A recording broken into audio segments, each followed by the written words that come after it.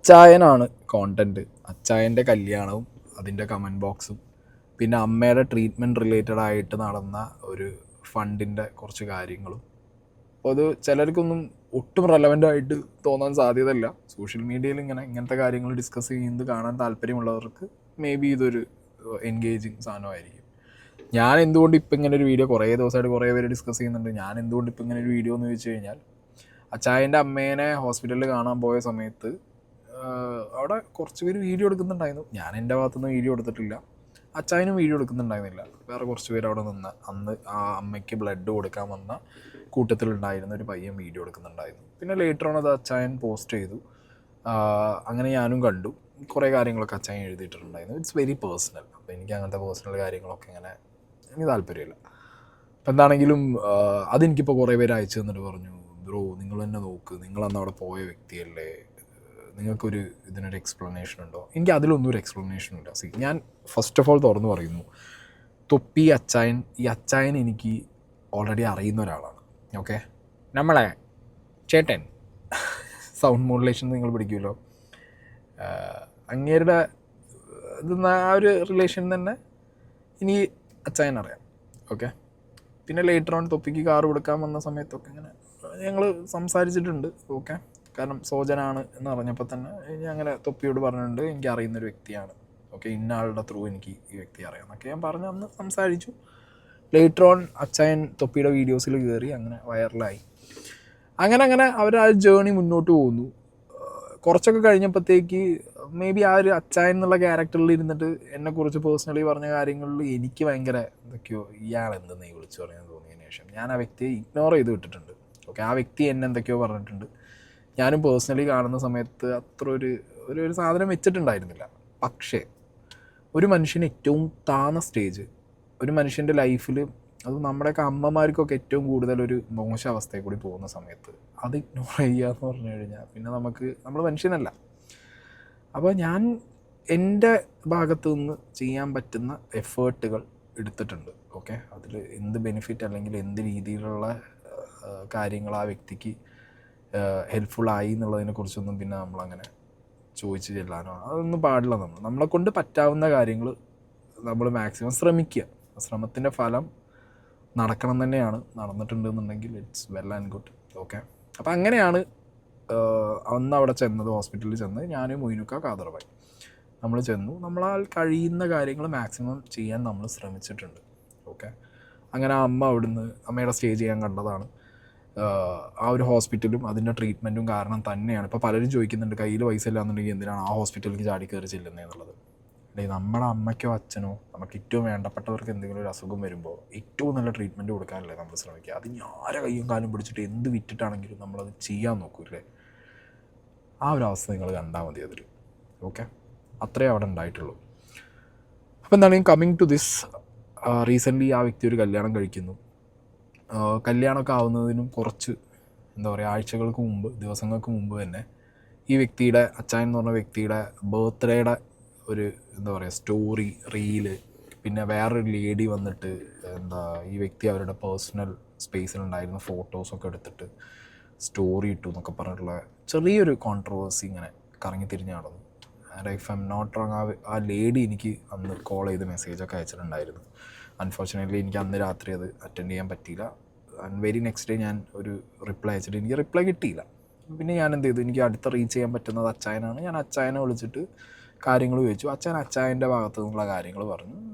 ഞാൻ പറഞ്ഞു personal things, അത് ഇനിയിപ്പോൾ സോഷ്യൽ മീഡിയയിൽ എനിക്ക് പ്രത്യേകിച്ച് ഡിസ്കസ് ചെയ്യാൻ താല്പര്യമില്ല. ഓക്കെ, നിങ്ങളത് എവിടെയെങ്കിലും ഡിസ്ക്ലോസ് ചെയ്യുന്നുണ്ടെങ്കിൽ നിങ്ങൾ ചെയ്തോ, അല്ല ഐ എം നോട്ട് ഇൻട്രസ്റ്റഡ് എന്ന് പറഞ്ഞിട്ട് ഞാൻ അയാളുടെ ഭാഗം കേട്ടു, ഞാൻ വിട്ടു. ആ ലേഡിയുടെ വന്ന് റിപ്ലൈ വരാത്തതുകൊണ്ട്, ആ ഭാഗം കിട്ടാത്തതുകൊണ്ട് ഞാൻ ഡ്രോപ്ഡ് ഇറ്റ്. ഞാൻ ആ ഒരു കോണ്ടൻറ്റ് ചെയ്തിട്ടില്ല. ഓക്കെ, അത് കഴിഞ്ഞതിന് ശേഷമാണ് ഇപ്പോൾ ഈ പറഞ്ഞ പോലെ നമ്മളെ കടൽ കൊമ്പൻ്റെ ഒരു വീഡിയോയിൽ നിന്നാണ് ഈ സാധനങ്ങളൊക്കെ പൊങ്ങി വരുന്നത്. ഓക്കെ, ആളുകളെ ഞാൻ ഒരിക്കലും കുറ്റം പറയില്ല. ഓക്കെ, ജനങ്ങളെ ഞാൻ ഒരിക്കലും കുറ്റം പറയില്ല. കാരണം ഒരാൾ നിങ്ങളോട് വന്ന് ഹെൽപ്പ് ചോദിക്കുന്നു, നിങ്ങളത് ഷെയർ ചെയ്തിട്ടാണെങ്കിൽ പോലും ആ ഒരു ചാരിറ്റി വീഡിയോയ്ക്ക് നിങ്ങൾ ഹെൽപ്പ് ചെയ്യുന്നു. അച്ചായൻ നിങ്ങളോട് വന്ന് ചോദിച്ചത് അമ്മയുടെ ട്രീറ്റ്മെൻറ്റിനുള്ള ഹെൽപ്പാണ്. കൊമ്പനെ പോലെ വീഡിയോ ചെയ്ത പല ആളുകളും ഉണ്ട്. കൊമ്പനാണെന്നുണ്ടെങ്കിലും അവന് അതൊന്നും ഒരു പൈസ, കൊമ്പൻ അങ്ങനത്തെ ഒരു മനുഷ്യനല്ല. ഓക്കെ, കൊമ്പനായിട്ടുള്ളൊരു ഫ്രിക്ഷൻ എനിക്ക് ആദ്യം ഉണ്ടായതിനു ശേഷം പിന്നെ കൊമ്പനെ പേഴ്സണലി പരിചയപ്പെട്ടപ്പോഴാണ് വാട്ട് ഈസ് കൊമ്പൻ എന്നുള്ളത് എനിക്ക് മനസ്സിലായത്. പലരും പറഞ്ഞു അവനും അതൊന്നൊരു ഇല്ല, ഒരിക്കലുമില്ല. കടൽ കൊമ്പൻ എന്ന് പറഞ്ഞ ആ ഒരു പയ്യൻ ചാരിറ്റി വീഡിയോ നിന്നും ഒരു രൂപ എടുത്തിട്ട് അവൻ അതിൻ്റെ ആവശ്യമില്ല. അവൻ ഇപ്പോഴും അധ്വാനിച്ച് ജീവിക്കുന്ന ഒരുത്തരാണ്. അവൻ അത് അങ്ങനെ നിൽക്കും. അവൻ്റെ ലൈഫിൽ അവൻ അങ്ങനത്തെ ഒരു ക്യാരക്ടറാണ്. അവനൊന്നും ഞാൻ പേഴ്സണലി എല്ലാവരെയും വിശ്വസിക്കണമെന്നൊന്നും അറിയില്ല. അവനെ ഞാൻ ഡൗട്ട് ചെയ്യില്ല. ഓക്കെ, അപ്പോൾ അതുകൊണ്ട് അങ്ങനത്തെ ഒരു ട്രോളോ അങ്ങനത്തെ ഒരു വീഡിയോ അല്ലെങ്കിൽ അങ്ങനത്തെ ഒരു സാധനമോ കാണുന്ന സമയത്ത് അവൻ്റെ മുകളിലൊരു സംശയമോ കാര്യങ്ങളോ എനിക്ക് പേഴ്സണലി വരില്ല. കാരണം അവനെക്കൊണ്ട് അപ്പം ചെയ്യാൻ പറ്റുന്ന ഹെൽപ്പ് ആ വീഡിയോ ഉള്ളത് അവൻ ചെയ്തു. പിന്നെ ഈ പറഞ്ഞ അച്ചായൻ ചാരിറ്റി പൈസ അയച്ചു കൊടുത്തവർ, ഇത് ഷെയർ ചെയ്തവർ, അങ്ങനത്തെ എല്ലാ ആളുകൾക്കും, ഇവിടെ ചാരിറ്റി വീഡിയോ കൊണ്ട് പൈസ അയച്ചു കൊടുക്കുന്നവരും ഇവിടെ ചാരിറ്റി വീഡിയോ കണ്ടിട്ട് ഹെൽപ്പ് ചെയ്യാൻ വേണ്ടി ഷെയർ ചെയ്യുന്നവരും, ഓരോ വ്യക്തികൾക്കും ചോദ്യം ചെയ്യാനുള്ള അവകാശമില്ല എന്ന് ഞാൻ ഒരിക്കലും പറയില്ല. ചോദ്യം ചെയ്യണം എന്നേ ഞാൻ പറയും. അതെൻ്റെ സ്റ്റാൻഡാണ്. പബ്ലിക്കായിട്ട് വന്നിട്ട് ഇപ്പം എൻ്റെ അവസ്ഥ ഇന്നിങ്ങനെയാണ്, നാളെ എങ്ങനെയാവുമെന്ന് എനിക്കറിയാൻ പറ്റില്ല. നാളെ എനിക്ക് ഹെൽപ്പ് ചോദിക്കണം എന്നുണ്ടെങ്കിൽ എൻ്റെ ഫ്രണ്ട്സിൻ്റെ അടുത്തോ എൻ്റെ ഫാമിലിയുടെ അടുത്തോ ചോദിക്കുക. അത് കഴിഞ്ഞിട്ട് എനിക്ക് അതിലൊന്നും കിട്ടാത്തൊരവസ്ഥ വരുമ്പോൾ എനിക്കൊരു പാഠം പഠിക്കുകയാണ്. ഞാൻ ഇത്രകാലം ഉണ്ടാക്കിയ റിലേഷൻസൊക്കെ എനിക്ക് 0 ആണ്. അല്ലെങ്കിൽ ഞാൻ ഇത്രകാലം ഉണ്ടാക്കിയ എൻ്റെ പബ്ലിക് ഇമേജ് എൻ്റെ വീട്ടുകാരുടെയും എൻ്റെ ഫ്രണ്ട്സിൻ്റെയും നാട്ടുകാരുടെ മുന്നിലും എനിക്ക് ഒരു കാര്യത്തിനും ഹെൽപ്പ് ചെയ്യാത്തൊരു സാധനമാണെന്നുണ്ടെങ്കിൽ അടുത്തത് ഞാൻ കൈ നീട്ടാൻ പോകുന്നത് നാട്ടുകാരുടെ മുന്നിലേക്കായിരിക്കും. ബിക്കോസ് സോഷ്യൽ മീഡിയ എനിക്കുണ്ട്, ചോദിച്ചാൽ തരും എന്നുള്ളൊരു ഉറപ്പിലായിരിക്കും ചിലപ്പോൾ വന്ന് കൈ നീട്ടുന്നത്. അതും അത്രയും ക്രിട്ടിക്കൽ സിറ്റുവേഷനിലായിരിക്കും. ഇവിടെ സംഭവിച്ച കാര്യങ്ങളും അത് തന്നെയാണെന്നാണ് എനിക്ക് പേഴ്സണലി ഈ അച്ചായൻ്റെ കേസിൽ പറയാനുള്ളത്. ഞാൻ ഇനീഷ്യലി അച്ചായൻ്റെ വീഡിയോസ് കാണുന്ന സമയത്ത് ഞാൻ വിചാരിച്ചിട്ടുണ്ട്, നിങ്ങളെല്ലാവരെയും പോലെ തന്നെ അവർക്ക് ഹെൽപ്പ് ചെയ്തൂടെ, ഇവർക്ക് ഹെൽപ്പ് ചെയ്തൂടെ എന്നുള്ളത്. മേ ബി അവരാരും അങ്ങനത്തെ ഒരു ഹെൽപ്പ് ചെയ്യാനുള്ള സിറ്റുവേഷനിലായിരിക്കില്ല. മേ ബി അവർ ഹെൽപ്പ് ചെയ്തിട്ടുണ്ടാവും, പക്ഷെ അതുകൊണ്ടൊന്നും ഇതിലേക്കൊന്നും ആവാത്തൊരവസ്ഥ. ഒരു ഹോസ്പിറ്റൽ കേസാണ്, അതൊരു ക്രിട്ടിക്കൽ ഇൽനെസ്സാണ്, അതിലേക്കൊന്നും ആവാത്തൊരവസ്ഥയായിരിക്കാം. അപ്പം അങ്ങനെ ഒന്നും നടക്കുന്നില്ല. ആ ഒരു രണ്ട് അറ്റം ഉണ്ട് ഇതിനകത്ത്. ഓക്കെ, നല്ല പൈസ ചിലവുള്ള പരിപാടി. അപ്പോൾ ഇതിലേക്ക് എത്തുന്നില്ല എന്നുള്ളൊരവസ്ഥ, ആരൊക്കെ ഹെൽപ്പ് ചെയ്തിട്ടും എത്തുന്നില്ല എന്നൊരവസ്ഥ വരുമ്പോൾ എന്താ വിചാരിക്കുക? ഞാൻ സോഷ്യൽ മീഡിയയിൽ ഭയങ്കര ആക്റ്റീവായിട്ടുള്ളൊരു വ്യക്തിയാണ്. അപ്പോൾ എനിക്ക് എൻ്റെ ഫാമിലിയിൽ നിന്ന് ഞാൻ കാണുന്ന ഒരു പാർട്ട് സോഷ്യൽ മീഡിയയാണ്. അപ്പോൾ ഹെൽപ്പ് ചെയ്യട്ടെ എന്ന് വിചാരിച്ചിട്ടായിരിക്കാം വ്യൂവേഴ്സിന് മുന്നിൽ അയാൾ കൈ നീട്ടിയത്. നിങ്ങൾ ഈ സിറ്റുവേഷൻ നിങ്ങൾ ആലോചിച്ച് വെച്ചോ. അച്ചായന് ഇപ്പോൾ പൈസ പിരിഞ്ഞ് കിട്ടിയിട്ടുണ്ട്, പക്ഷെ അയാളുടെ ആവശ്യങ്ങൾക്കുള്ള അത്ര പൈസ, അതായത് അയാൾക്ക് ഹോസ്പിറ്റൽ കേസിൽ സഫിഷ്യൻ്റ് ആവുന്ന പൈസ പിരിഞ്ഞ് കിട്ടിയിട്ടില്ല എന്നാണ് അച്ചായൻ പറയുന്നത്. ഒരു പരിധി വരെ അത് ശരിയാണെന്നുള്ളത് എനിക്ക് പേഴ്സണലി ഫീൽ ആവാൻ കാരണം, അച്ചായനോ തൊപ്പിക്കോ ഒക്കെ ഉള്ള ക്രൗഡ് എന്ന് പറഞ്ഞു കഴിഞ്ഞാൽ അധികം മക്കളാണ്. ഓക്കെ, മക്കൾ എത്ര അയച്ചു കൊടുക്കുന്നുള്ളതിനെക്കുറിച്ച് നിങ്ങൾ ആലോചിക്കണം. പിന്നെ ക്രെഡിബിലിറ്റി എന്ന് പറഞ്ഞൊരു പോയിൻ്റ് ഉണ്ട് ഇതിനകത്ത്. ഈ ക്രെഡിബിലിറ്റി എന്ന് പറഞ്ഞ പോയിൻ്റ് അവർ ഈ സോഷ്യൽ മീഡിയ വഴി കാണിക്കുന്ന ഒരു ലൈഫ് സ്റ്റൈലുണ്ട്. ലക്ഷക്കണക്കിന് മാല എന്ന് പറഞ്ഞിട്ട് 500-നും 1000-നും കടയിൽ നിന്ന് മേടിച്ച്, ഏതെങ്കിലും ആമസോണിനൊക്കെ മേടിച്ച് മറ്റേ മുത്ത് വെച്ച മാല ആരുടെയെങ്കിലുമൊക്കെ വണ്ടി എടുത്തിട്ട് പോയി കാണിക്കുമ്പോൾ അത് അവരുടെ വണ്ടിയാണെന്നുള്ള രീതിയിൽ കാണിക്കുക. സോ സോഷ്യൽ മീഡിയയിൽ കൊണ്ടുവന്ന് വച്ച ഒരു ബിൽഡപ്പാണ്. അപ്പോൾ അച്ചായനാണെന്നുണ്ടെങ്കിലും കാസ്ട്രോൻ്റെ കേസിലൊക്കെ പറഞ്ഞ ഡയലോഗ് ഉണ്ട്, ഞാൻ വിചാരിച്ചാൽ വാങ്ങാം. അപ്പം കുട്ടികളാണെങ്കിലും കാണുന്ന ആളുകളാണെങ്കിലും ദേ ആർ ഗെറ്റിംഗ് മിസ്ലീഡഡ്. അപ്പം അങ്ങനത്തെ ഒരു ക്യാരക്ടറാണ് അയാൾ സോഷ്യൽ മീഡിയയിൽ പ്ലേ ചെയ്യുന്നത്. ഒരു അൾട്രാ റിച്ച് ആയിട്ടുള്ള, കുറച്ച് ഭയങ്കര പവർഫുൾ ബോൾഡായിട്ടുള്ള അച്ചായൻ, അങ്ങനത്തെ ഒരു സാധനമാണ്. അങ്ങനത്തെ ഒരാൾ പെട്ടെന്ന് വന്നിട്ട് ഇങ്ങനെ ഒരു വീഡിയോ റിക്വസ്റ്റ് ചെയ്യുകയാണ്, ഒരു അസുഖമാണ്, പൈസ വേണമെന്നൊക്കെ പറയുമ്പോൾ കൊടുക്കാൻ മടിക്കുന്നവരുണ്ടാവും, സംശയിക്കുന്നവരുണ്ടാവും. ഓക്കെ, ഈ ഇനീഷ്യൽ സ്റ്റേജിൽ അച്ചായൻ്റെ വീഡിയോ കണ്ട സമയത്ത് ഇതേ സംശയം എനിക്ക് വന്നിട്ടുണ്ട്, ഇതേ ഒരു തോന്നല്, ഇതെന്താ ഇങ്ങനെ അച്ചായൻ ഇപ്പം എന്താ ഇങ്ങനെ പറയുന്നു. നിങ്ങൾ ആലോചിക്കണം, അച്ചായനെ അത്രയും കാലം മുതൽ എനിക്കറിയാം, എന്നിട്ട് പോലും എന്നോട് പേഴ്സണലി വിളിച്ച് ചോദിക്കുന്നവരോട് ഞാൻ പറഞ്ഞിട്ടുണ്ട്, കുറച്ച് ദിവസം നിങ്ങൾ വെയിറ്റ് ചെയ്യും, ഇതെന്താണെന്ന് മനസ്സിലാവുന്നില്ല എനിക്കെന്ന് പറഞ്ഞിട്ട്. ലേറ്റർ ഓൺ പിന്നെ ഞാൻ എന്ത് പറഞ്ഞു, ഓക്കെ മനുഷ്യൻ്റെ അവസ്ഥയാണ്, കാരണം ഞാൻ അന്വേഷിച്ചു, ഇങ്ങനെയൊക്കെയാണ് കാര്യങ്ങൾ, നിങ്ങൾ ചെയ്തോ. ഞാനും അങ്ങനെ ചെയ്തൊരു മനുഷ്യനാണ്. ഓക്കെ, അപ്പോൾ ഈ ഒരു സംഗതി പ്രേക്ഷകർക്കിടയിലും ഉണ്ടാവും. ബിക്കോസ് ദ ക്രെഡിബിലിറ്റി അവിടെ ഒരു ക്വസ്റ്റ്യൻ മാർക്കാണ്. ബിക്കോസ് അവരുടെ സോഷ്യൽ മീഡിയ അവർ ഹാൻഡിൽ ചെയ്യുന്നത്, അവർ പോർട്രേറ്റ് ചെയ്യുന്ന ക്യാരക്ടറും അങ്ങനെയാണ് അവർ പോർട്രേറ്റ് ചെയ്തിട്ടുള്ളത്. സോ അതുകൊണ്ടായിരിക്കണം, കമ്മിങ് ടു മൈ പോയിൻറ്റ്, ഇവരിട്ട വീഡിയോന്നൊന്നും ഇവർക്ക് ഇനഫ് ഫണ്ട് റേസ് ചെയ്തിട്ടില്ല.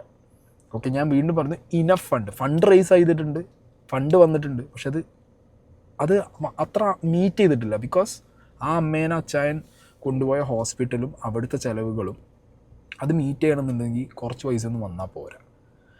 എന്നിട്ടാണ് പിന്നെ ആ ഹോസ്പിറ്റലുമായിട്ടൊരു ടേംസ് ആൻഡ് കണ്ടീഷനിലോ, ആ ടേംസ് ആൻഡ് കണ്ടീഷൻ്റെ ഒക്കെ കാര്യങ്ങൾ എനിക്ക് കൃത്യമായിട്ട് അറിയാം. ബിക്കോസ് അത് നമ്മളിലൂടെയാണ് നടന്നിട്ടുള്ളത്. ഓക്കെ, ഞാൻ കാദർ ഭായ്, മോയിനുക്ക, അപ്പോൾ നമുക്കറിയാവുന്നത് കൊണ്ട് നമുക്ക് ആ അവസ്ഥ മനസ്സിലാവും. അങ്ങനെ അമ്മേനെ അവിടുന്ന് ഡിസ്ചാർജ് ചെയ്തു, വീട്ടിൽ കൊണ്ടുവന്നു. പിന്നെയാണ് കല്യാണം കാര്യങ്ങളൊക്കെ ഇങ്ങനെ ആവുന്നത്. അതിനിടയിൽ ഇപ്പോൾ ഈ പറഞ്ഞ പോലെ ഒരു ബ്രേക്കപ്പിൻ്റെ സീൻ വരുന്നു. കല്യാണം വന്നതോട് കൂടിയിട്ട് ആസ് യൂഷ്വൽ സാധനങ്ങൾ വരുന്നുള്ളത് ഉറപ്പാണ്. ഇവൻ എവിടുന്ന് പെണ്ണ് കിട്ടി, ഈ വയസ്സിൽ ഇവന് പെണ്ണ് കിട്ടിയോ, ഈ പെണ്ണ് കെട്ടിയ കുട്ടിക്ക് കണ്ണില്ലേ, ഇവള് പൊട്ടത്തിയാണോ, ഇവനും പെണ്ണോ, ഇന്നാ ഞാൻ ദാ പോണു, ഈ സാധനങ്ങൾ വരും. കമൻറ്റ് ബോക്സിൽ എന്താണെങ്കിലും വരും. ബിക്കോസ് ഏജ് ഡിഫറൻസ് അത് ഇതെന്ന് പറഞ്ഞുള്ള കുറേ സാധനങ്ങൾ കുറേ പേർക്ക് പറയാനുണ്ടാവും. പക്ഷെ ഇതിനിടയിൽ വന്ന ചോദ്യങ്ങളാണ്. BMW എടുത്തിട്ട് അച്ചായൻ ഭാര്യേനെയും കൊണ്ട് പോയൊരു റീലിടുന്നു. അതിനുശേഷം കുറേ എഡിറ്റ്സ് വരുന്നു. അച്ചായൻ എല്ലാവരെയും പറ്റിച്ചു, അച്ചായൻ ഇപ്പോൾ ഈ പറഞ്ഞ പോലെ ഒട്ടും എന്തില്ല, കണ്ണിച്ചോരയില്ല, അച്ചായൻ വെറും ചതിയനാണ്, നമ്മളൊക്കെ അയച്ചു കൊടുത്ത പൈസ അച്ചായൻ ദൂർത്തടിച്ച് കളഞ്ഞു. ഇത് വരും. ഞാൻ വീണ്ടും പറയുന്നു, ഇത് ഞാനെന്നല്ല, അച്ചായൻ എന്നല്ല, ഇനി ഏതൊരു മനുഷ്യന്മാർ ചാരിറ്റി ആവശ്യപ്പെട്ട് ഫണ്ട് ആവശ്യപ്പെട്ട് നിങ്ങളെ മുന്നിൽ വന്ന വ്യക്തികൾ നാളെ വന്നിട്ട് അവരുടെ എഗെയിൻ ഒരു ലക്ഷറി ലൈഫിൻ്റെ ഫേസ് കാണിച്ചു കഴിഞ്ഞാൽ അതും ഇപ്പോൾ ഈ പറഞ്ഞ പോലെ സോഷ്യൽ മീഡിയയിൽ എക്സിസ്റ്റ് ചെയ്യാൻ വേണ്ടിയിട്ടുള്ള തത്രപ്പാടിൽ കാണിക്കുന്ന ഒരു ലക്ഷറി ലൈഫിൻ്റെ മോഡായിരിക്കാം. അപ്പോൾ അത് കാണിക്കുന്ന സമയത്ത് വീണ്ടും എന്ത് ചെയ്യാം, ആളുകൾക്ക് ചോദ്യം ചെയ്യാം. ഞാൻ പറയുന്ന ആളുകൾ ചോദ്യം ചെയ്യണം. ആളുകൾ ചോദ്യം ചെയ്താലേ നാളെ ഇനി തട്ടിപ്പുകാരെങ്കിലും ഉണ്ടെന്നുണ്ടെങ്കിൽ അവർക്ക് അടക്കം നാളെ ചോദ്യം വരുമല്ലോ എന്നുള്ള പേടി വരും. അപ്പോൾ അതുകൊണ്ടായിരിക്കണം അച്ചായൻ ഇത്രത്തോളം ഹെയ്റ്റ് കമൻറ്റ് ബോക്സിൽ. നീ ഞങ്ങളെ പൈസ കൊണ്ടുപോയില്ലടാ, നീ ചാരിറ്റി ചോദിച്ച അമ്മേൻ്റെ കാര്യത്തിനാണെന്ന് പൈസ മേടിച്ചിട്ട് നീ BMW മേടിച്ചടാ, ഈ സംഗതി വരാൻ കാരണം. ഇപ്പം ഞാൻ കഴിഞ്ഞ കുറേ ദിവസങ്ങളായിട്ട് അച്ചായൻ്റെ കുറേ ഇൻ്റർവ്യൂസ് കണ്ടപ്പോൾ പിന്നെ ഞാൻ അച്ചായനെ പേഴ്സണലി വിളിച്ച് ചോദിച്ച 1-2 കാര്യങ്ങൾ. അതിൻ്റെ മുകളിൽ എനിക്ക് ഒരു കാര്യം വ്യക്തമായി. ഈ വ്യക്തിക്ക് ലൈഫിൽ നല്ല ചതി പല സ്ഥലത്തും പറ്റിയിട്ടുണ്ടെന്നും ഇയാളെ കുറേ പേര് പറ്റിച്ചു പോയിട്ടുണ്ട് എന്നുള്ളതും. ഇപ്പം അയാൾ സത്യം പറഞ്ഞാൽ ചെയ്യുന്നത് എക്സിസ്റ്റ് ചെയ്യാനുള്ള, അതായത് ലൈഫിൽ എക്സിസ്റ്റൻസ് ഉണ്ടല്ലോ ഒരു മനുഷ്യന്, അത് സോഷ്യൽ മീഡിയ ത്രൂ ആണെന്നുണ്ടെങ്കിൽ അവിടെ എക്സിസ്റ്റ് ചെയ്യണം, ലൈഫിലും എക്സിസ്റ്റ് ചെയ്യണം. അതിനുള്ള സർക്കസാണ് ആ വ്യക്തി കളിച്ചുകൊണ്ടിരിക്കുന്നത് എന്നുള്ളത്. പിന്നെ ഭയങ്കര മിസ്ലീഡിങ് ആയൊരു സംഗതി ഉണ്ട്. ഞാൻ ഈ വീഡിയോ ഇവിടെ പ്ലേ ചെയ്യുന്നില്ല. അച്ചായൻ്റെ അമ്മയുടെ ഒരു വീഡിയോ ഉണ്ട് കല്യാണം കഴിഞ്ഞ് വന്നിട്ട്. എവ്രി വൺ ഡൗട്ട്ഫുൾ ആവും, ഞാനും ഡൗട്ട്ഫുൾ ആയൊരു വീഡിയോ ആണത്. ആ ഒരു വീഡിയോ കണ്ടതിന് ശേഷം ഞാൻ ചോദിച്ചു, ഇതെന്താ ഈ അമ്മ ഇങ്ങനെ പറയുന്നത്, ഇതെന്താ ഇങ്ങനെയെന്ന് വിചാരിച്ചു. പക്ഷെ അതിനുള്ളൊരു എക്സ്പ്ലനേഷനും കൂടി ഈ കഴിഞ്ഞൊരു ഇൻ്റർവ്യൂവിൽ വീക്ക് അവർ മീഡിയ എന്നുള്ളൊരു ഇൻ്റർവ്യൂവിനകത്ത് കംപ്ലീറ്റ് കാര്യങ്ങൾ അച്ചായൻ പറയുന്നുണ്ട്. ഞാൻ എഗെയിൻ പറയുന്നു, ഇൻട്രസ്റ്റ് ഉള്ളവർക്ക് മാത്രം കണ്ടാൽ മതി. ഈ വീഡിയോ കുറച്ച് ലെങ്തി ആയിരിക്കും, കാരണം ഇതെനിക്ക് ഒരൊറ്റ വീഡിയോ തീർക്കാൻ വേണ്ടിയിട്ടാണ് ഞാൻ കാര്യങ്ങൾ ഡീറ്റെയിൽ ആയിട്ട് പറയുന്നത്.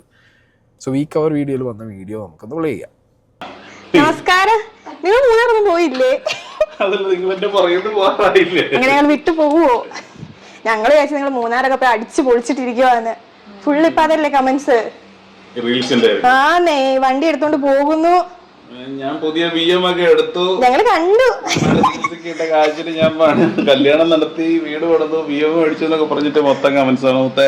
എൻ്റെ ഒരു കൂട്ടുകാരൻ വന്നപ്പോൾ അവന്റെ VM എടുത്ത് ഞാൻ ജസ്റ്റ് ഒന്ന് പുറത്തേക്ക് പോയി, അവിടെ നിന്ന് തിരിച്ചു വന്നാൽ റീല് കണ്ടവർക്കറിയാം പോയ വണ്ടി അതുപോലെ തിരിച്ചു കൊണ്ടുവന്നു, ബാക്കിയുണ്ടെന്ന്. ഞങ്ങൾ പേടിച്ചാണ് നിങ്ങളെങ്ങാനും. അപ്പോൾ ഇത് ആ കാർ റിലേറ്റഡ് BM റിലേറ്റഡ് ആയിട്ടുള്ള ഒരു സാധനത്തിന്റെ ചെറിയൊരു കാര്യമാണ്. ഇത് ഞാൻ പേഴ്സണലി വിളിച്ചു ചോദിച്ച ഫസ്റ്റ് കാര്യം ഇതാണ്, BMന്റെ സംഗതി. അപ്പോൾ അത് ഫ്രണ്ടിൻ്റെയാന്ന് പറഞ്ഞു. വീട്ടിൽ വന്ന സമയത്ത് ഇവിടെ നീ നാളെ എൻ്റെ വീട്ടിൽ വന്നു കഴിഞ്ഞാൽ നിൻ്റെ വണ്ടി എനിക്ക് കണ്ട് ഓടിക്കാൻ തോന്നിക്കഴിഞ്ഞാൽ നീ എനിക്ക് കീ തന്നാൽ ഞാൻ ഓടിക്കും.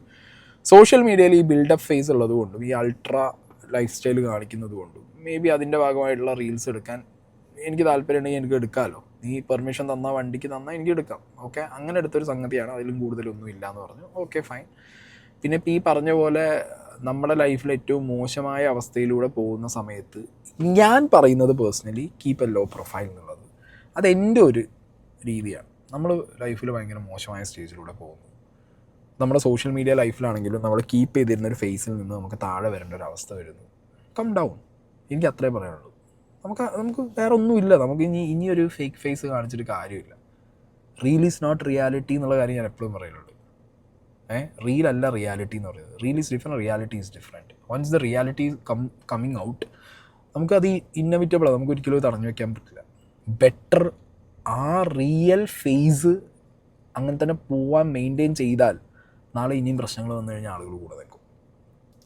ബട്ട് വീണ്ടും നമ്മളൊരു exaggerated larger than real life reel face കാണിച്ച് ഒരു അൾട്രാ ലക്ഷറി ലൈഫ് സ്റ്റൈലിൻ്റെ ഫോം കാണിച്ചു കഴിഞ്ഞാൽ നാളെ ഒരു പ്രശ്നം വരുമ്പോൾ വീണ്ടും ആരും ഒന്നും ഡൈജസ്റ്റ് ആവാത്ത ഒരു അവസ്ഥ നാട്ടുകാർക്ക് വരുമ്പോൾ അവരാരും ഹെൽപ്പ് ചെയ്യാത്തൊരു സീനും വരും. അതെല്ലാവരുടെ കാര്യത്തിലും അങ്ങനെയാണ്.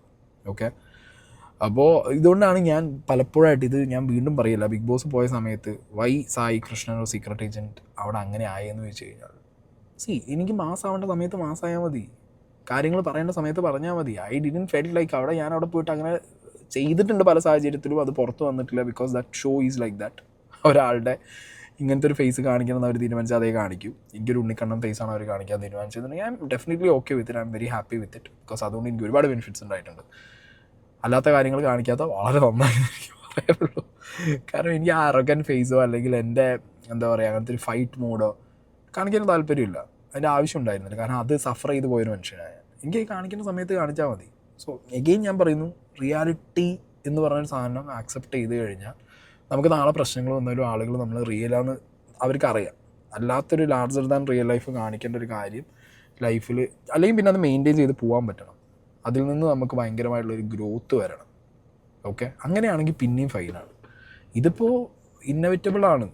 അമ്മയുടെ സിറ്റുവേഷൻ വന്നു, നിങ്ങളെല്ലാവരോടും കാര്യങ്ങൾ ചോദിച്ചു പറഞ്ഞു, സ്റ്റിൽ അവർ സഹായിച്ചതിലും ഉപരി നിങ്ങൾ നിങ്ങളുടെ എഫേർട്ടിൽ കുറേ ഉണ്ടാക്കി, നിങ്ങളെ പറ്റിച്ചു പോയ ഒരുപാട് ആൾക്കാർ നിങ്ങൾക്ക് പൈസ തരാത്തൊരു സിറ്റുവേഷൻ ഉണ്ട്. റിയൽ ലൈഫുള്ള അച്ചായനും അടിപൊളിയാണ്, വലിയ പ്രശ്നങ്ങളൊന്നുമില്ല. സ്ക്രീനിൽ കാണുന്ന ഇത് അൾട്രാ റിച്ച്, എന്താ പറയുക, ലാർജർ ദാൻ റിയൽ ലൈഫിനേക്കാൾ വലിയൊരു അച്ചായനേക്കാൾ അടിപൊളി എനിക്ക് തോന്നുന്നത് ഈ ഇൻ്റർവ്യൂ കഴിഞ്ഞപ്പോൾ റിയൽ ലൈഫ് അച്ചായനെ പോയ ആൾക്കാർക്ക് കുറച്ചും കൂടി കണക്റ്റ് ആയിട്ടുണ്ടാവുക. സോ അതങ്ങനെ പോട്ടെ. ഞാൻ ചോദിച്ചത് ദൈവം എനിക്ക് തന്നു. അതാണ് നമ്മൾ ദൈവം ഒരിക്കലും കൈവിടില്ല. പ്രത്യേകിച്ച് അമ്മേനെ. മനുഷ്യനോട് നമ്മൾ സംസാരിക്കുമ്പോഴായിരുന്നു ഞാൻ പറഞ്ഞിട്ടിരുന്നത്, എടാ നിനക്ക് സമയം വൈകിട്ടില്ല, നിനക്ക് വരും നിന്നെ തിരക്കി. കാരണം അവനൊരു പെണ്ണുമായിട്ട് രോഗത്തിലായിരുന്നു. അവള് ശരിക്ക് തേച്ച് വെച്ച് പോയി പോലെ ഇല്ലാതെ. ഓക്കെ, അപ്പോൾ ഇതാണ് ആ അമ്മ സംസാരിച്ച് തുടങ്ങുന്ന വിഷയം. അതിൽ ആ പെൺകുട്ടി അവരുടെ ലൈഫിൽ നിന്ന് പോയതിനെ കുറിച്ചൊക്കെ അമ്മ പറയുന്നുണ്ട്. ഈ ഒരു ഇൻ്റർവ്യൂ കണ്ടപ്പോഴാണ് എനിക്ക് ഈ അമ്മ എന്തുകൊണ്ടാണ് ആദ്യം ഇപ്പം ഞാനടക്കമുള്ള കുറേ പേർക്ക് അങ്ങനെ ഒരു മിസ്അണ്ടർസ്റ്റാൻഡിങ് ഉണ്ടാവും, എന്ത് ഈ അമ്മ ഇങ്ങനെ പറയണമെന്നുള്ളത്. ആ റീൽ വീഡിയോ ഒന്ന് ഇതിലേക്ക് വരുമ്പോൾ ഈ അമ്മയുടെ സിറ്റുവേഷനിൽ ആ അമ്മ അവിടെ അങ്ങനെ വയ്യാതിരിക്കുമ്പോൾ ആരും ഇല്ല, ഒറ്റയ്ക്കായിപ്പോയി, കല്യാണം കഴിക്കാൻ ഇവർ ഓടിപ്പോവുകയും ചെയ്തു. ആ അമ്മയ്ക്ക് എനിക്ക് വന്ന് കൃത്യസമയത്ത് മരുന്നോ ഭക്ഷണമോ കാര്യത്തിനൊക്കെ ചിലപ്പോൾ സ്ട്രഗിൾ ചെയ്തപ്പോൾ വന്നൊരു ഫ്രസ്ട്രേഷൻ കൊണ്ട് അപ്പം പറഞ്ഞതായിരിക്കണം അത്. കാരണം ഈ ഇൻ്റർവ്യൂവിനകത്ത് ഇവർ കുറേ കാര്യങ്ങൾ പറയുന്നുണ്ട്, പാസ്റ്റ് റിലേഷൻഷിപ്പിൽ ആ വ്യക്തി എന്തൊക്കെ ചെയ്തു എന്നുള്ളതും ഇപ്പോഴത്തെ സിറ്റുവേഷനിലൂടെ അവർ പോകുന്നതിനെക്കുറിച്ച് പറയുന്നുണ്ട്. ഓക്കെ, സോ ഞാൻ ഒരിക്കലും സോജൻ എന്ന് പറഞ്ഞ വ്യക്തിയുടെ ഇപ്പോൾ കമൻറ്റ് ബോക്സ് കൂടി പോയി നോക്കുമ്പോൾ കുറേ പേര് ഈ വ്യക്തിയെ പേഴ്സണലി അറിയുന്നവർ കമൻറ്റ് ഇട്ട പോലെ ഉണ്ട്. ഓക്കെ, ഇട്ട പോലെ ഉണ്ട്, അത് പേഴ്സണലി അറിയുന്നവർ പോലെ ഉണ്ട് എന്നേ ഞാൻ പറയുന്നുള്ളൂ. എനിക്കറിയില്ല അത് പേഴ്സണലി അറിയുന്ന ആളുകളാണോ എന്നുള്ളത്. കുറേ കാര്യങ്ങളൊക്കെ ഇങ്ങനെ എന്തൊക്കെയോ പറയുന്നുണ്ട്, ഇവൻ അങ്ങനെ ഇവൻ ഇങ്ങനെയാണെന്നുള്ളത്. കാരണം പാസ്റ്റ് ഡിഗ് ചെയ്യാനൊന്നും ഞാൻ പേഴ്സണലി പോയിട്ടില്ല ഈ കേസിൽ.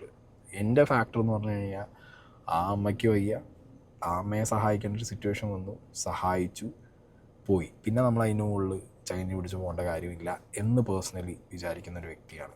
ഓക്കെ, എല്ലാവരും അങ്ങനെ ആവണമെന്നില്ല. ചോദ്യം ചെയ്യേണ്ടവർ ചോദ്യം ചെയ്യും, പൈസ കൊടുത്തവർ ചോദ്യം ചെയ്യും, ദാറ്റ്സ് ഓൾ ദെയർ. പക്ഷേ ഈ ഒരു പെർട്ടിക്കുലർ ഇൻ്റർവ്യൂന്ന് ചിലർക്കെങ്കിലും കുറച്ച് കാര്യങ്ങൾ കണക്റ്റ് ആയിട്ടുണ്ടാവും. അവളെ അത് ചെയ്യാ ഇത് ചെയ്യാ അങ്ങനെയാണ് ഇങ്ങനെയാണ് മറ്റൊരു ഇന്നത്തെ സംസാരമല്ല നാളെ. ഈ ലോകത്ത് എന്ത് വേണമെന്ന് പറഞ്ഞാലും അപ്പ അവൻ സാധിച്ചു കൊടുക്കുകയാണ്. അപ്പ സാധിച്ചു കൊടുക്കുക. ഞാൻ ചോദിച്ചു എന്ത്? ഒരു ദിവസം ഇറച്ചിക്കറി വെച്ച് 9:30 മണിയായപ്പോ ഊണെല്ലാം കഴിഞ്ഞ് അമ്മ വെച്ചോ? ഞാനാണ് ഇഷ്ടം വെച്ച്. അവന് ഇഷ്ടക്കറി ഇഷ്ടമാണ്. അതുണ്ടെങ്കിൽ ഒന്നും പറയണ്ട, ചോറുണ്ടോളും. ചോറുണ്ണാൻ തുടങ്ങി രണ്ടുപേരും മനമായിട്ടുണ്ട്. ഉണ്ട് കഴിഞ്ഞ് 9:30 കഴിഞ്ഞപ്പോ അവള് പറയാണ് എനിക്ക് തിന്നണോന്ന്.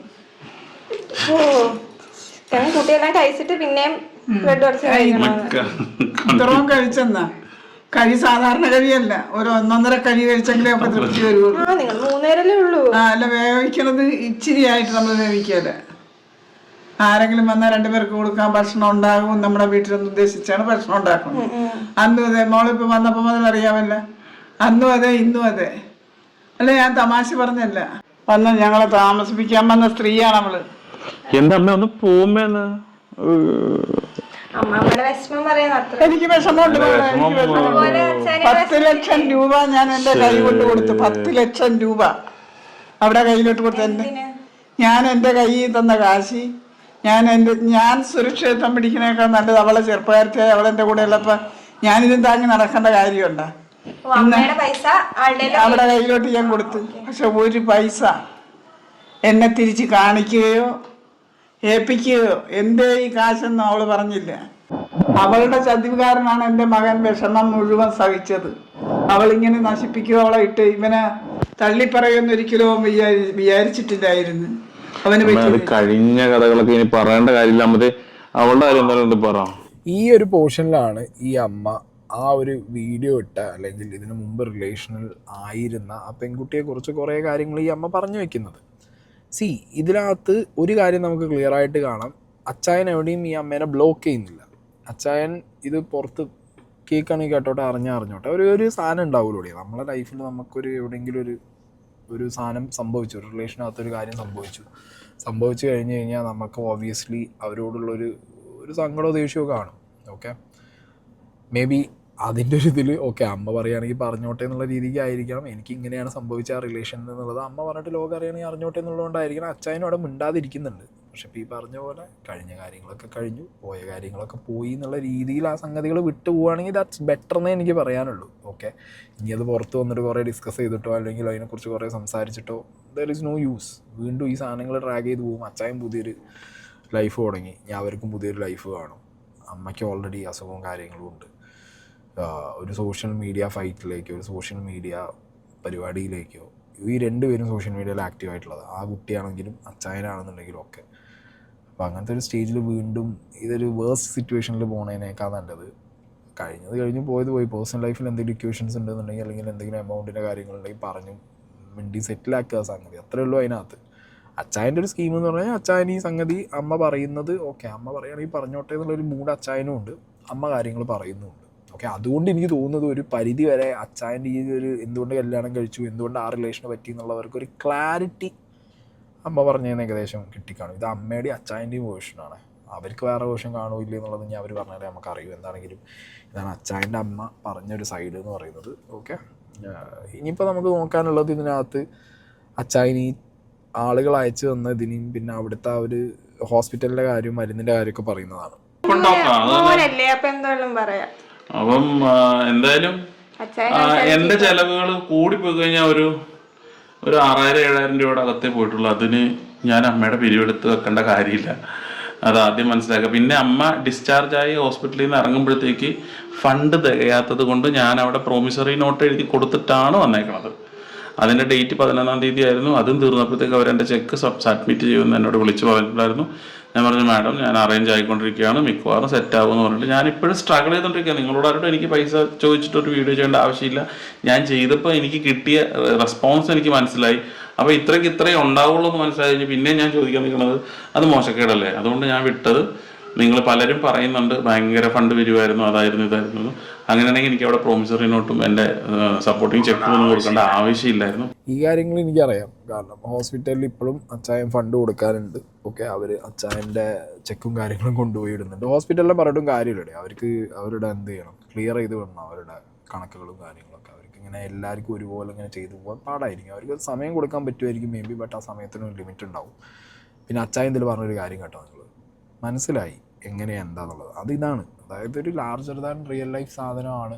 ഒരു അൾട്രാ ലക്ഷറി ലൈഫ് കാണിക്കുമ്പോൾ മേ ബി ഇപ്പം ഈ വന്നിരിക്കുന്ന സിറ്റുവേഷൻ വന്നത് അതാണ്. ഒരാൾ വീട്ടിൽ വന്ന സമയത്ത് ഒരു BMW കീ എടുത്തിട്ട് റീൽ ഇട്ടു. അതും ആ ഒരു ഫേസ് ഉണ്ടല്ലോ, അച്ചായൻ എന്നുള്ള ആ ഒരു സോഷ്യൽ മീഡിയ ഫേസിനെ നിലനിർത്താൻ വേണ്ടിയിട്ട് ചെയ്ത കാര്യമാണ്. ബട്ട് സ്റ്റിൽ എന്നെ സംബന്ധിച്ചിടത്തോളം ഞാൻ ചോദിക്കുമ്പോൾ റിയൽ ലൈഫിൽ തന്നെ ഈ വ്യക്തി സംസാരിക്കുമ്പോഴോ ഈ വ്യക്തിയുടെ റിയൽ ലൈഫിൽ തന്നെ വന്നിരിക്കുമ്പോൾ തന്നെ ഇങ്ങനെയൊക്കെയുണ്ട് ആളുകളെ കൺവിൻസ് ചെയ്യാൻ പറ്റുന്ന രീതിയിൽ, അല്ലെങ്കിൽ ആളുകളുടെ ഇടയ്ക്ക് പോകാൻ പറ്റുന്ന ഒരു സാധനം ഉണ്ട്. അതങ്ങനെ മെയിൻറ്റെയിൻ ചെയ്താൽ തന്നെ ആ ക്രെഡിബിലിറ്റി എന്ന് പറഞ്ഞ സാധനം നിലനിൽക്കും. ഈ ലാർജർ ദാൻ റിയൽ ലൈഫ് കാണിച്ചു കഴിഞ്ഞാൽ ക്രെഡിബിലിറ്റി നിലനിൽക്കാൻ വളരെ പാടാണ്. ഓക്കെ, അതുകൊണ്ട് തന്നെയാണ് അച്ചായൻ പറഞ്ഞ പോലെ സഹായം ചോദിച്ച ആളുകളുടെ ഇടയ്ക്ക് ഇറങ്ങിയ സമയത്ത് ആ ക്രെഡിബിലിറ്റി ഒരു ക്വസ്റ്റ്യൻ മാർക്കിലായതുകൊണ്ടാണ് അത്ര ഒരു സഹായം കിട്ടാതിരുന്നത്. ഓക്കെ, പിന്നെ ഇപ്പോഴും അച്ചായൻ്റെ ഒരു അമ്മയുടെ റിലേറ്റഡ് ആയിട്ടുള്ള ഫണ്ടിൻ്റെ കാര്യങ്ങൾ സ്ട്രഗിളിങ് ആണെന്ന് വെച്ചാൽ ഡെഫിനറ്റ്ലി ആണ്, 100% എനിക്ക് പേഴ്സണലി അറിയുന്നൊരു കാര്യമാണ്. പക്ഷേ ഇനിയിപ്പോൾ ഒരു അഗെയിൻ പബ്ലിക്കിൻ്റെ ഇടയ്ക്ക് ചോദിക്കാൻ ആ വ്യക്തിക്ക് താല്പര്യമില്ല, ചോദിക്കൊന്നും ഉണ്ടാവില്ല. ബട്ട് സ്റ്റിൽ സ്ട്രഗിളിങ് ഫേസ് ആണ്. ഓക്കെ, അപ്പോൾ അമ്മയുടെ കാര്യം നോക്കിയാലും പേഴ്സണൽ ലൈഫിൽ നോക്കിയാലും കുറച്ച് സ്ട്രഗിളിങ് ഫേസിൽ നിൽക്കുമ്പോഴാണ് ഒരു കല്യാണം കഴിച്ചത്. കല്യാണം കഴിച്ചോട് കൂടിയിട്ട് അതിൻ്റെ ഒരു കമൻറ്റ് ബോക്സ് ഫുള്ള് വേറെ രീതിക്ക്. അപ്പോൾ ആകെ മൊത്തത്തിൽ നോക്കിക്കഴിഞ്ഞ് കഴിഞ്ഞാൽ ഒരു സർവൈവൽ പീരീഡിലാണ് അച്ചായനും ഫാമിലിയും പോയിക്കൊണ്ടിരിക്കുന്നത്. അപ്പോൾ ആ ഒരു സർവൈവൽ പീരീഡിൽ ഇനിയിപ്പോൾ എന്താ പറയുക, വെറുതെ പോയിട്ട് ചൊറിയാൻ, എനിക്ക് അങ്ങനെ ചൊറിയുന്നതിനോട് ആരോടും ഒരു താല്പര്യം എനിക്ക് പറയാനില്ല. ആ വ്യക്തിയുടെ വഴിക്ക് പോട്ടെ എന്ന് നമുക്ക് പറയാൻ പറ്റുള്ളൂ. കാരണം മരുന്ന് വാങ്ങണം, ഒരു ദിവസം തന്നെ 10-15,000 രൂപയുടെ മരുന്നിൻ്റെ ആവശ്യം വരുന്നുണ്ട്. പിന്നെ വീട്ടിലെ കാര്യങ്ങൾ, അങ്ങനെ ഒരു മനുഷ്യന് പല രീതികളുണ്ടാവുമല്ലോ. എന്താണെങ്കിലും ഞാൻ കമൻ്റ് ഇടുന്നവരോടൊന്നും ഞാൻ എതിർപ്പില്ല. എനിക്ക് അവരോടൊന്നും എന്താ പറയുക, ഒരു മോശമാണ്, തെറ്റാന്ന് പറയാൻ പറ്റില്ല. ബോഡി ഷെയ്മിങ് ഓർ ബാക്കി പരിപാടികൾ, അല്ലെങ്കിൽ ഒരാളെ പേഴ്സണലി അയാളെ നോക്കിയിട്ട് അത് താല്പര്യമില്ല. ബട്ട് പൈസ കൊടുത്തവരായിരിക്കണം ജെനുവിനി ചോദ്യം ചെയ്യുന്നത്. മനസ്സിലായോ? പൈസ കൊടുക്കാത്തവർ പോയിട്ട് മറ്റേ കൊടുത്തവരെ മാതിരി നടിച്ചിട്ടുള്ള സാധനങ്ങൾ, അതിലേറെ മോശം പരിപാടി.